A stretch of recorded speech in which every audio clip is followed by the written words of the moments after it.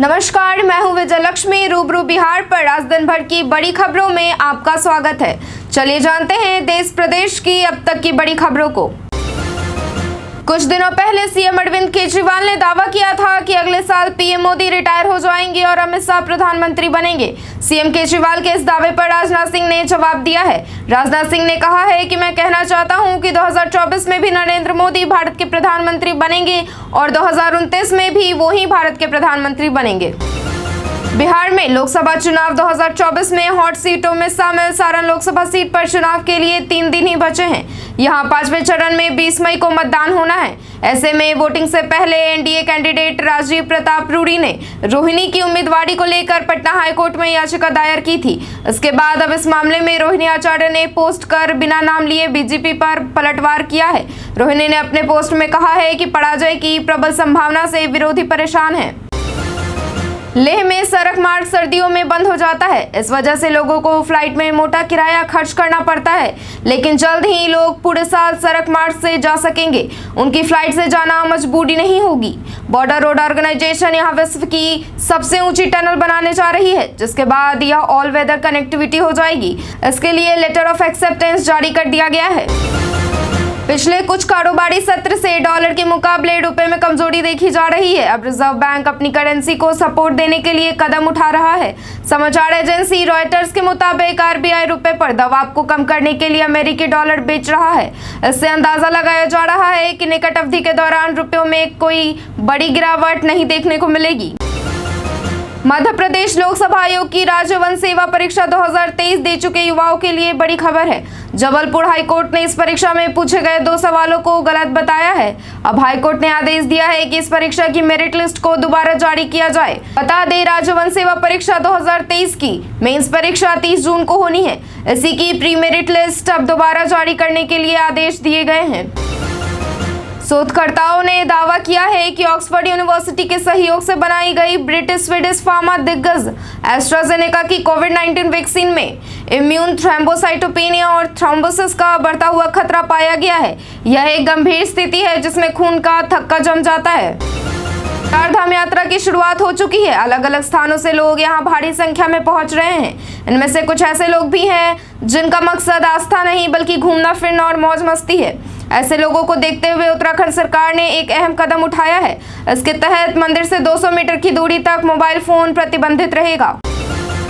Share बाजार में निवेश को लेकर लोगों के बीच बढ़ते रुझान के साथ नए नए तरह के फ्रॉड व स्कैम भी होने लग गए हैं। आजकल ऐसे खूब सारे मामले सामने आते हैं जिनमें विभिन्न सोशल मीडिया प्लेटफॉर्म का इस्तेमाल कर लोगों को शानदार रिटर्न का झांसा दिया जाता है और बाद में उनके साथ लाखों रुपए की ठगी हो जाती है।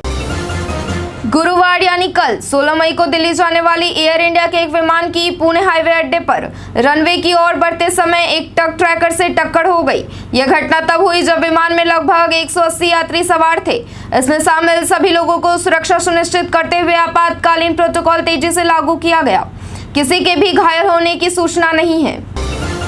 भारतीय मूल के अमेरिकी सांसद रो खन्ना ने देसी डिसाइड समिट के दौरान भारतीय अमेरिकी समुदाय को संबोधित करते हुए कहा कि भारत 100 से भी अधिक सालों तक गुलाम रहा है।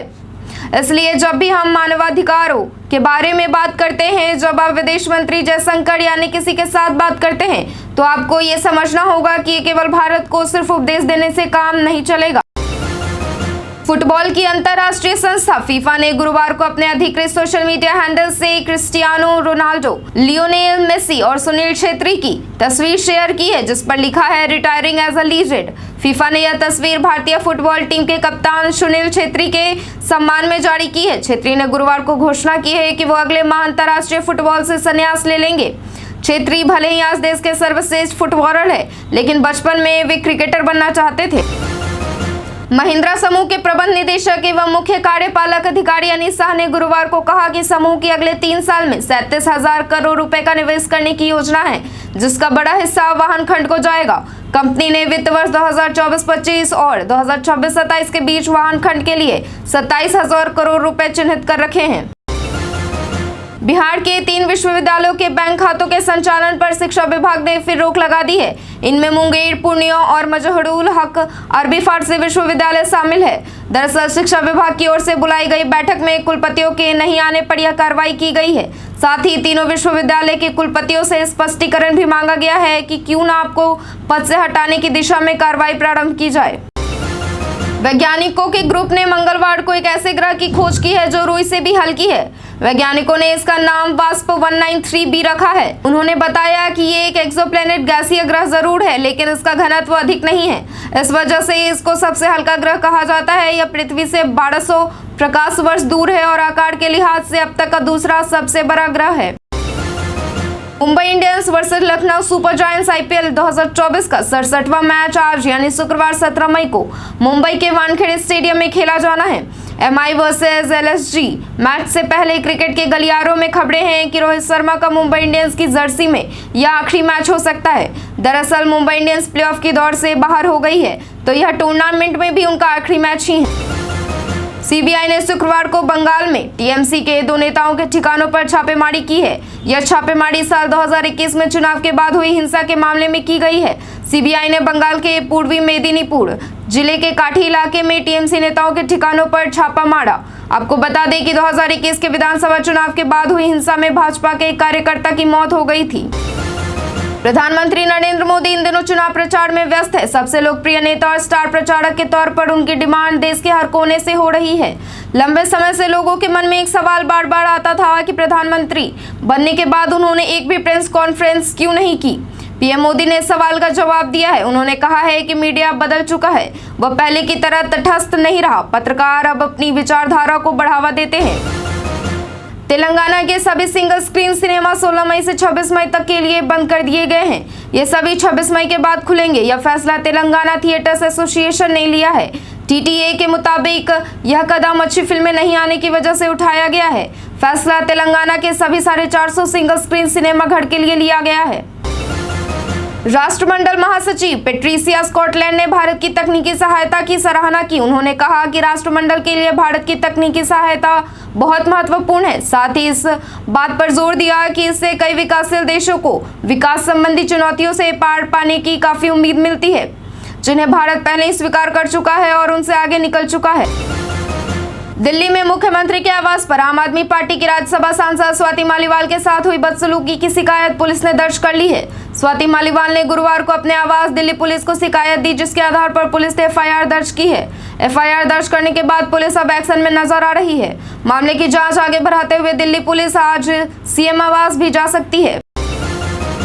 बिहार की हाजीपुर कोर्ट ने DM के कार्यालय की नीलामी का इश्तेहार निकाल दिया है, जिसे देखकर हर कोई हैरान है। हालांकि कोर्ट का ये फैसला प्रशासन की लापरवाही पर आया है। लालफिताशाही और मुआवजे में देरी के कारण कोर्ट ने DM के दफ्तर को ही नीलाम करने का फरमान जारी कर दिया है।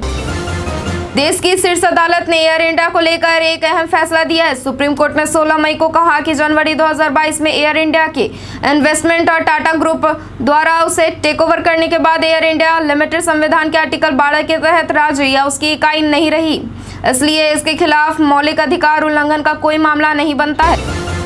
शिक्षा विभाग के अपर मुख्य सचिव के पाठक ने जब से बिहार शिक्षा विभाग की बागडोर संभाली है, तब से शिक्षकों और कर्मचारियों के बीच हड़कंप मची है। एक बार फिर के पाठक के आदेशानुसार कार्य पूरा नहीं करने पर जमुई के 26 प्रधान अध्यापकों पर गाज गिर गई है। जमुई के 26 स्कूलों के प्रिंसिपल के एक दिन के वेतन काट लिए गए हैं। केंद्रीय गृह मंत्री और बीजेपी के वरिष्ठ नेता अमित शाह ने सीतामढ़ी में चुनावी सभा को संबोधित किया। उन्होंने NDA के प्रत्याशी देवेश चंद्र ठाकुर के लिए लोगों से वोट मांगे। अपने भाषण में अमित शाह लालू प्रसाद, राहुल गांधी समेत इंडिया गठबंधन के नेताओं पर जमकर निशाना साधा है। उन्होंने कहा कि लालू यादव बिहार में 15 साल CM रहे, लेकिन बिहार के लिए क्या किया इसका जवाब कोई नहीं देता, लेकिन मैं भी बनिया का बेटा हूँ और जवाब लेकर आया हूँ। माधव हाई स्कूल के खेल मैदान में सभा को संबोधित करते हुए उप मुख्यमंत्री सम्राट चौधरी ने कहा कि 2025 विधानसभा चुनाव से पहले 10 लाख युवाओं को नौकरी देंगे। हम नरेंद्र मोदी का संदेश लेकर आए हैं। उन्होंने कहा कि इस बार 400 पार। 52 साल तक कांग्रेस ने देश पर राज किया, देश विकसित नहीं हुआ, लेकिन आज दुनिया में अगर कोई देश आगे बढ़ रहा है तो वह भारत है। वंदे भारत से उतरे एक यात्री के पास से GRP ने 67,50,000 रुपए बरामद किए हैं। पकड़ा गया यात्री बेगूसराय के तेघरा विधानसभा के भाजपा के पूर्व विधायक ललन कुमार के पोते सनी कुमार का बहनोई नीतीश कुमार है। साथ ही बरामद पैसे पूर्व विधायक के बेटे अनुराग ठाकुर का बताया जा रहा है। फिलहाल मामले में GRP ने अपनी कार्रवाई शुरू कर दी है। बिहार में लोकसभा चुनाव के 7वें चरण में जहानाबाद, पाटलिपुत्र और नालंदा में 2-2 ईवीएम का इस्तेमाल किया जाएगा। नामांकन पत्रों की जांच के बाद इन क्षेत्रों में 15 से अधिक उम्मीदवार चुनावी मैदान में हैं। जहानाबाद से 17, पाटलिपुत्रा में 22 और नालंदा में 29 उम्मीदवारों के नामांकन पत्र वैध पाए गए हैं। हालांकि अभी 17 मई तक नामांकन वापस की अंतिम तिथि निर्धारित है। बिहार के सारण में एक मदरसे में हुए विस्फोट में एक लड़के और एक मुस्लिम मौलवी के घायल होने की सूचना पर राष्ट्रीय बाल अधिकार संरक्षण आयोग एनसीपीसीआर ने संज्ञान लिया है। एनसीपीसीआर के अध्यक्ष प्रियांक कानूनगो ने कहा है कि वह शुक्रवार को घटनास्थल पर पहुंचेंगे और तथ्यान्वेषी जांच करेंगे। बिहार माध्यमिक शिक्षक संघ ने बिहार के मुख्यमंत्री को चेतावनी दी है। शिक्षक संघ ने कहा है कि शिक्षा विभाग के अपर मुख्य सचिव के पाठक बिहार के स्कूली बच्चों और शिक्षकों की जान लेने पर तुले हैं। संभावना इस बात की भी है कि के पाठक ने मुख्यमंत्री नीतीश कुमार को भी शारीरिक, मानसिक और राजनीतिक रूप से स्वस्थ नहीं होने देने का संकल्प ले रखा है। आज के लिए इतना ही। जिन लोगों ने हमें कमेंट किया था उनका नाम है गौरव कुमार, कौशलेंद्र कुमार, गंगा प्रसाद, पप्पू कुमार, मोहम्मद महबूब, अतीश श्रीवास्तव, सालू कुमार, एमडी वसीम। अब बढ़ते हैं आज के सवाल की ओर। आज का सवाल है कि आप आईपीएल के अगले सीजन में हार्दिक पांड्या को किस टीम के कप्तान के रूप में देखना चाहेंगे, गुजरात टाइटंस या मुंबई इंडियंस? हमें अपना जवाब कमेंट सेक्शन में लिखकर जरूर दें। धन्यवाद।